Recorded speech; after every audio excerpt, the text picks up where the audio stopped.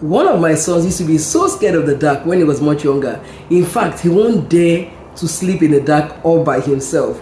And I remember one day, I had stumbled on this verse. God has not given us a spirit of fear, but of power, love, and of a sound mind.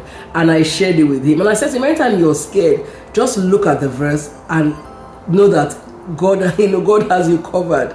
We had put it up on the wall where he could see it. And I remember he would say it over and over again. Even when I wasn't there, if he was fearful, he would go and he would read that verse. And whenever he came to me with one fear or the other, I would always refer him to that verse.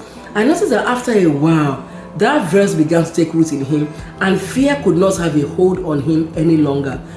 Now he's much older, and he's not really scared of anything particularly.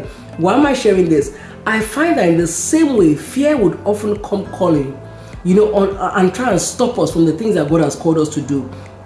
And I want to encourage somebody listening today that whenever fear comes calling, all you have to do is look at it in the face and tell it, God has not given me a spirit of fear, but of power, love, and of a sound mind. That thing that God has called you to do, fear will try and stop you from living a life of purpose. Fear will try and stop you from, carrying out your assignments. Fear will try and stop you from stepping out in faith. When God asks you to start a new project, start a new church, start a new business, start a new ministry, fear would often come calling. But if you would just be bold enough to say, I'm going to be intentional about putting fear in its place, eventually that fear has to yield to you putting it in its place with the word of God. So this week, I want to encourage somebody, go out fearless and determined. Fear is not going to stop me.